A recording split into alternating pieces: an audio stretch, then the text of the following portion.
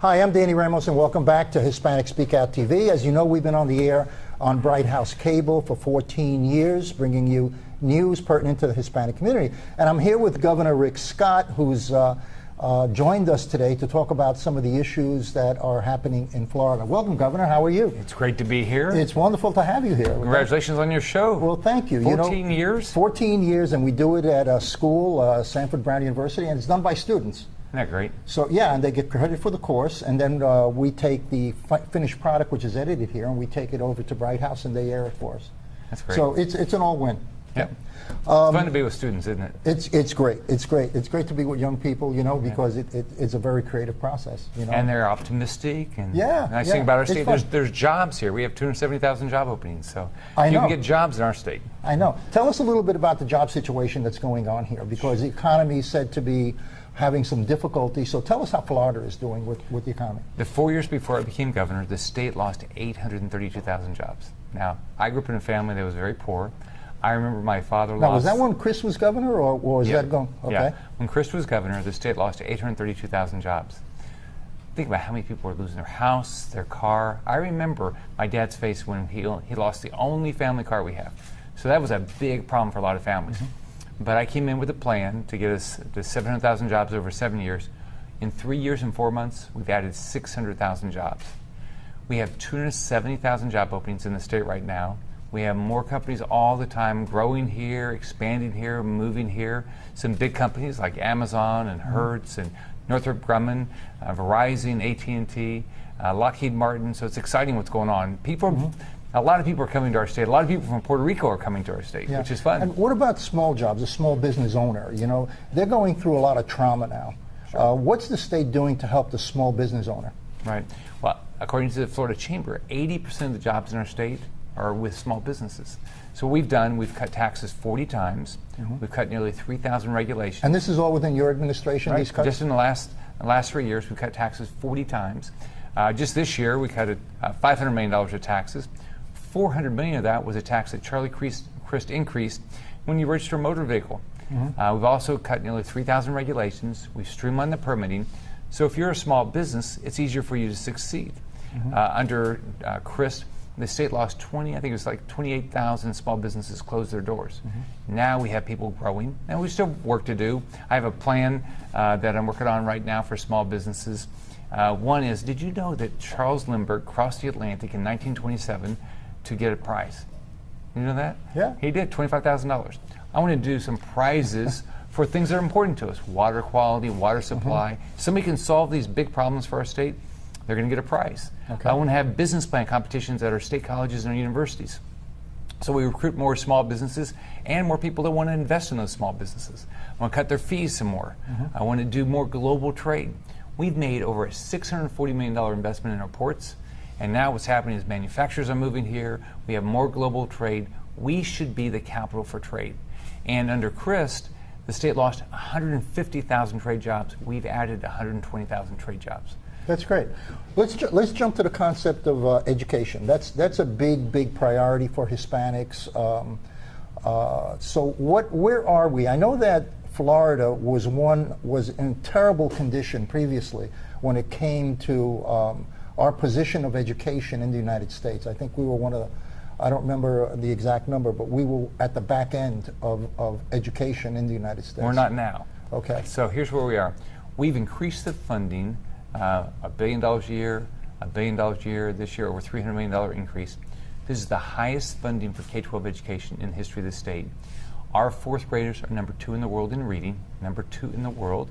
Hispanic students now have the highest graduation rates in the United States in Florida. The National Council for Teacher Quality says we have the most effective teachers. Our state colleges are perceived to be the best in the country. Now, if you're a Gator fan, the University of Florida is the 14th best academic public university in the country. Their women's softball team just won the national championship. Now, if you're a Seminole, they've got a great football team, national champions, but also about the 40th best public university. And UCF and USF are all doing well. So we are. That's one of the reasons why we're getting jobs. You know, the way out of poverty, I remember my mom's stories. She said, look, we don't have any money, get a job, do really well in school, go to church, be an Eagle Scout. That was the 4 things she wanted. And so the way out of poverty is a good education. One of the issues in the Hispanic community, one of the prime issues in the Hispanic community is STEM. And Hispanics have been traditionally behind in the technologies. They've always gravitated towards social service work and that kind of thing. What are we doing with the concept of STEM? Absolutely. It's a big opportunity. Science, technology, engineering, and math. There's so many jobs. Northrop Grumman just in the last, I think, 12 months added 1,700 jobs now in engineering, things like that. But we have a lot of STEM jobs opening in our state. So what we've done is we've gone to our universities and said, we are going to give you more money if you do a better job in certain areas, or the areas we care about. What's it cost per degree? Think about it. It's gotten so much more expensive than when I went to school. All right. 2, do you get a job when you walk out? And 3, do you make more money? Those are the things most of us thought about when we went to higher ed. And so what that's promoting is more STEM. We're adding more STEM buildings around our colleges and universities. The example, I was at University of Florida yesterday, and they have a new chemistry building that's being built because we're focused. The future, so many jobs are going to be tied to science, technology, engineering, and math. This is exciting. Yeah, that's the way the world is going. Yeah. Let's talk a little bit about medical marijuana. Okay. Now, the medical marijuana, they're using the word marijuana, but the actual medical benefit comes from the CBD aspect of, you have the THC, which is what gives you that high factor, and then you have the CBD. How do you feel about having CBD extracted and used and distributed from hospitals as, and why don't they change the name instead of calling it medical marijuana? Why don't they just change it and say what it is, you know? Well, we passed legislation this year to do basically that. It's a strain called Charlotte's Web. It's generally used for children that have epilepsy. Yeah. And so we passed legislation this year that I will be signing when it gets to my desk that will allow these young people to use this. And I want people to get health care. I want to make sure it's safe for all of our citizens. So we have to look at opportunities to provide better health care all the time. Okay, talking about health care, how do you feel about Obamacare? Well, it's not good for our citizens. I mean, here's what we're hearing. People are losing their insurance. The president said that wouldn't happen. They're doing that. Their plans are changing. The president said that wouldn't happen. It's happening. The costs are going up. The president said it would go down. It's not. People are losing their doctors. The president said they wouldn't. So if you look at, here's the way I think about it.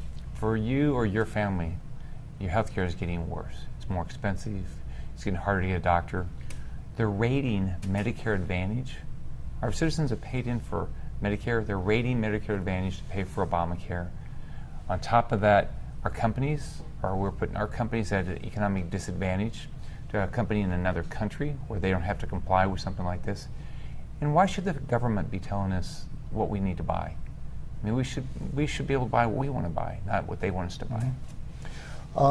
One last question.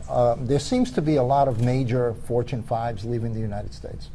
Okay, when you go Doesn't to that scare you that people want to move? It scares the heck out of me. I want jobs here. I grew up with my parents struggling for work. I want the jobs well, I want them in Florida, but I want them in America. Yeah, I heard that Pfizer is thinking of going to London for their headquarters. Now, Pfizer was a company that I did consulting of, and they were on 42nd Street in New York, and I worked with them for about 15 years. 3 weeks ago, I heard that they're thinking about moving everything to London. And then you get companies like Colgate-Palmolive. Colgate, I also know very well, and they moved over 20,000 jobs overseas, and now all they have is their sales and marketing side here, but all the manufacturing has left. How do we put a plug in that? Our federal government has to change its direction. We can't have the highest corporate tax rates in the developed world. We can't have more regulation than the rest of the world. We can't have an anti-business attitude and say that your kids, my grandkids, and your grandkids are going to get jobs. They're not. We're making it too difficult to do business. Here's the way I think about it. You buy things. We all buy things. Companies buy things. How many times have you ever said, I'll pay a little bit more because I know that company's headquartered in a high tax area? Ever done that? No. Or they have more regulations to comply with? We've got to understand if we want jobs for our kids and our grandkids, which pays for education, which pays for public safety, which pays for the things we care about, healthcare, then we better get more jobs here. And we can't do it by making it more difficult to compete, which is what we're doing. This country, and we're doing the right things in Florida. We are making it a better place. That's why we're winning. Our real competition is Texas, and we're gonna beat them as far as the best place to do business. But our federal government is causing us a lot of problems. One last question. Students, young children that were brought here, and there have been undocumented students that were brought here when they were 2, 3 years old, 4 years old. They had nothing to do with the decision of coming here. How do you feel in relationship to their educational opportunities? I want every child in our state to have the chance to live the dream. The dream is get the education you want. So under Charlie Crist, he signed legislation that had our tuition going up 15% a year. 15% a year. That means we couldn't afford that. On top of that, you could not, if you grew up here, you should have the same right to in-state tuition as your peers. So fortunately this year we stopped these Charlie Crist tuition increases, and we said, you grew up in our state, you're going to have the same opportunity for in-state tuition. I want people to think that whatever country they come from, whatever family, whatever their zip code, you've got a shot at the American dream in Florida better than any place in the world. Okay. Well, that concludes our interview with the governor. We want to thank you very much for being with us, Governor. Thank you so much. Thank you very much. Congratulations on your show. Yeah, it's a lot of fun. We've been doing it for a long time, and it's an all-win situation because it's done by students, and then Bright House cooperates with us by airing the show, and evidently it's been successful because we're very highly rated, and it's a win-win. That's great. And that's what we're looking for in the state of Florida, win-win. Yeah. We want everybody to have the shot at the dream. Exactly. Thank you so much, Governor. Thank you very much. Thank you. Thank you. We'll be right back. Are you proud to be Hispanic? Hispanics in Florida now have the first Hispanic car license plate in the United States. Be a proud Hispanic. Put the Hispanic plate on your car. I want to be a doctor. I want to be a scientist. I want to be an engineer. I want to be a police officer. I want to be a professional dancer. By getting the Hispanic plate for your car, you will support scholarships and community programs. The Hispanic plate is available at any Department of Motor Vehicle office. Call now at 321-277-0850 or visit HispanicAchievers.org. Welcome back. I'm Wendy Rivera, and our guest today is Andy Tuck. He's the Florida State Board of Education member. And today we're going to talk about the groundbreaking education reform. This month marks the anniversary of the A1 Plus plan. And 15 years ago, Florida became the first state to implement comprehensive immigration reform, which included a combination of items such as setting high expectations, holding schools accountable for students, rewarding success, attracting talent to the classrooms, and offering parental choice. And these student-centered policies have reversed a generation of education decline. And Andy, if you look where we were 15 years ago to where we are now, it's just abundantly clear that we've made significant changes or gains. For example, the graduation rate in Florida has increased by 25%. Since the implementation of the reform, and it's inspiring to learn that Florida leads the nation in narrowing the achievement gap. In fact, Florida is the only state that has narrowed the achievement gap between whites and blacks in 4th grade and 8th grade in 2001. Feel free to chime in on. Indeed, major reforms have propelled Florida from a bottom tier to a top 10 state, according to NAEP, the nation's report card. Florida has taken affirmative steps to implement policies to increase the quality of our education. To your point about where we were 15 years ago, back then, nearly half of Florida's 4th graders were functionally illiterate. Right, over 50% of them are functionally illiterate. That's right, and Florida they were at the bottom nationally in the graduation rate. It was like 60%. Today, Florida's 4th graders and 8th graders are above the national average in reading, and I don't have this statistic it seems to me, and I think I'm right on this, it seems to me like Florida's fourth graders are second in the world in reading achievement. And I read that, but I don't have that confirmed. But I do think that is correct. So I need to look up on that. But I think that's the case. The bottom line, they've significantly huge increased. gains, huge gains. And this year, Florida's graduation rate is going to hit 75.6%. I think it already did. Continuing its upward trend for students. Florida's fourth in the nation when it comes to the percentage of students scoring 3 or higher on advanced placement exams. And if you look at the last few years, the countries like China and India and the graduation rates from universities that they have are about 5 times the number of students that the university or the United States has graduated. And those advanced placement exams is going to go a good bit for graduating more university and college students in the United States. So Florida is helping that effort quite a bit. Right, we're in the top 10 states. Is that right, correct? but we've come a long way. But we know that even with the significant progress that we've made, we have a lot of work that needs to be done. Right, and I mean, you're absolutely right in that we have a lot of work. Because the achievement gap still exists and we're still lagging behind in so many ways. But I also think it's important that we elevate the public awareness about Florida's educational success, because oftentimes, folks don't hear about the gains that we've made since this implementation 15 years ago. Most folks are in the dark. I mean, face it, this is not something that you're going to hear on your 6 o'clock news. But I think that people need to understand, that because of implementations dealing with greater accountability and standards, we're heading in the right direction, basically. Right. Last week there was an extraordinary conference, the 36th Annual Leadership Conference. They call it the Sanibel Conference. And this is a group of folks, of ELL educators and leaders that put together this conference to discuss trends, research, and legislation that specifically pertains to ELL.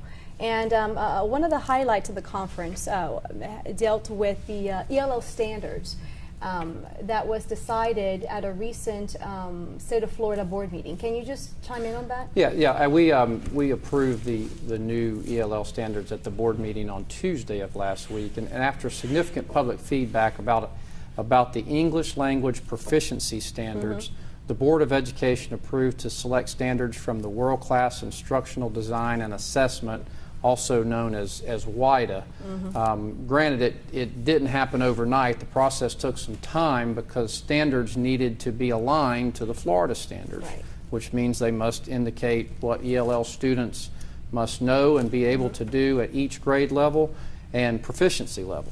ELL standards are the best choice for our Florida English language learners. Right now, Florida is ranked 3rd in English language learner population. And our Florida's public schools educate approximately 250,000 ELL students. So it's home to the 3rd largest population in the country of English language learners. I mean, and they're growing at explosive rates. One of the items that you discussed at the conference, because you were one of the speakers, which I really appreciated, dealt with the global perspective.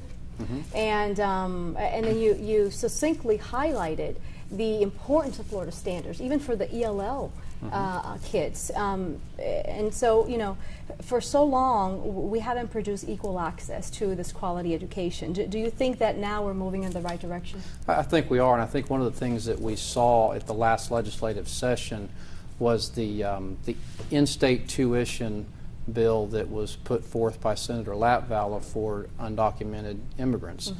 This is going to give us a huge boost in graduating those students into colleges and help this country get back on track with the rest of the world. That was, to me, that was one of the most important pieces of legislation that has ever passed in Florida. Absolutely. That to me, it was critical. So that was one of the things that we touched on at the conference. And also the Florida standards, it creates an opportunity to address some of these inequities that that have plagued our students, really our nation, for so long. Definitely, it's an opportunity to provide the children with the skills necessary to compete in a global competitive economy. Right, and right now our students 30, 40 years ago used to compete with the kid next door, as we say. Right. Now they're competing with every kid next door. Well, they're not every just next competing door. with the kid next door, but it's not just statewide. Nationally, it's a global. It's globally. It's a That's global correct. competition. That is correct. Which is directly tied to our economy. Right. So. And the success of our economy is the skilled workforce that we provide in this country. Very good. And quite frankly, our national security is very dependent upon the workforce and the education that we provide for every single student, be it ELLs or non-ELLs. Right. Well, thank you, Andy, for joining us again. It's been a pleasure. And stay tuned. We're in hard times, and some of us are going to need a lawyer. And if you need a lawyer, don't just react to a TV commercial. Get a copy of the Lawyers Consumer Directory, which is available absolutely free of charge at any 7-Eleven store throughout Central Florida. The Lawyers Consumer Directory is going to give you real hardcore knowledge on how to hire a lawyer and a lot of information on issues like bankruptcy, foreclosure, and more. Get the Lawyers Consumer Directory. It's absolutely free of charge at any 7-Eleven throughout Central Florida. Welcome back. I'm Jose Miranda. This is Hispanic Speak Out. We're talking politics. I'm being joined tonight by Susan Stacy, who's running for circuit judge. Hi. How are you? Hello. Good to see you. Welcome. First question out of the box. Are you crazy? Why do you want to be a judge in the state of Florida? I love what I do. Okay. I'm a litigator. I'm in the courtroom, or I was in the courtroom almost all the time. But as you own your own practice and you move more and more into the business end of things, you just really want to go back where your heart's desire is, and that's in the courtroom. The courtrooms in the state of Florida have question marks sometimes associated with it. What are you bringing to the forefront that's not already there or someone else can bring? Well, most candidates come to the bench with one background, either one area of the law that they've practiced, and they go from college to law school to the bench, or to their law practice and to the bench. For me, I was an educator, a businesswoman. I have an MBA. I've worked in big business. I understand the group dynamics and helping people to get along, as well as owning my own law practice and practicing law. You were educated up north? In Philadelphia, yes. In Philadelphia. And then from Philadelphia you went to? Arizona State. Okay.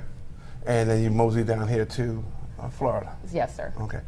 How do you find, I think we were talking about this a little bit off the camera, but the frustration sometimes that lawyers get with cases, are cases more intricate here in the state of Florida as opposed to up north, or the law is the same no matter where you go? The law is different. Every jurisdiction is different. And actually, I was in the middle of taking a bar in a different state when my husband came to me and said, well, I'm thinking about moving to Florida. I said to him, okay, you get one time of doing this. So we moved to Florida. I'm very happy here. But each state has different laws. And Florida has very unique laws. We have the government in the sunshine, the public records laws, which are very unique. Florida's on the forefront in that regard. So I've enjoyed my work here. How are you being perceived by the public at this time? You're going door to door, I'm assuming? We have been everywhere. We wanted to go to the people, and I want the people to elect me. And so there's a process where you can petition to be on the ballot. And I went out and, with the help of my volunteers, we had over 7,100 people sign petitions for my name to be on the ballot. So I was really thrilled with that. I mean, that's a commitment on the part of the voters. And then we're out every single day meeting the voters, asking if they have any questions, trying to tell them about us and about the system and what would make me different as a judge. Do you sit on various boards around town? I do. Actually, I'm on the Farm Workers Ministry in Apopka. They have the Hope Community Center, and that's an amazing organization. I was blessed to be on the scholarship committee, and we gave out over $36,000 in scholarships. I saw a young lady from Lake Brantley who lived in a car, no electricity, no water. She had straight A's. She had straight A's because she went to the Hope Community Center and she had the opportunity to have a place with computers and people to ask questions to, or just to have a little solace to be able to get her work done. And now she's going on a full ride to one of the community colleges. So we're really excited. Yeah, that is a nice thing there.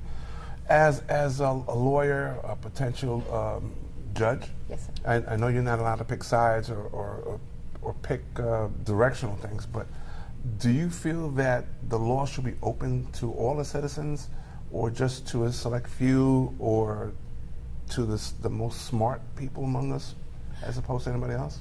I think we need to be open to all people. I think that judges are public servants, and people tend to forget that. There's different ideologies. Some people see it as an ivory tower kind of syndrome, and other people see it as open to everyone. I think we need to be more accommodating. I think we need to do better with regard to addressing the needs of the citizens of Seminole and Brevard County. You're being challenged, or you're challenging two other people to run for the same seat. What qualifications do you think you're bringing to the table that the others don't? Or what insight do you bring that someone else is not bringing to the table? Well, to the best of my knowledge, I'm the only educator in the race. Okay, someone who's worked in education, teaching others on how to go ahead. And then the thing why I believe that it's important is because we're not moral judges. Right. We would be educating people on what the law is, and this is why I'm ruling this way. So that's the kind of philosophy that I would bring to the table. Additionally, I have an MBA, which the other candidates do not, and I've practiced in over 21 different areas of the law, which most people just specialize in one area. I'm kind of a jack of all trades. I'm always learning new things, and I love it. Judges do not preside over a specific part of a court. In general, you be a judge for all the people, right? That's correct. There's divisions. There's a circuit family division, and then there's juvenile. So you would be seated in one division, but every July have the opportunity to change the divisions. Okay. We have about less than a minute left. Tell the audience what you want them to know about Susan Stacy. I want you to know that I would love to be your circuit court judge. It's been my honor to be a judicial candidate. I hope to come out and be supportive of the system that's already in place, but improve it with technology, with adding bilingual opportunities so that people fully understand what's going on in court. Understanding is key. So remember me, Susan Stacy, Group 19, Seminole and Brevard County. How do we reach you? My phone number is 407-341-6474, and that is my cellular phone. You can text or call me. Susan, thank you so much for taking the time out to join us. Thank you so much. Hispanic Speak Out. Last week, we instituted a kind of that we give information about a good book for you to read. So last week, we introduced a book on the Obama presidency. This week, we'll introduce to you a book that if you're interested in current events, you should get this book and learn a little bit about it. This book is called The Complete Idiot's Guide to the Quran. Okay? And basically, the book takes you through the major principles of the Quran step by step so that you can understand it. If you're interested in what's going on in the world, get a copy of this book, read it, study it, and it'll give you a perspective on other people in other places.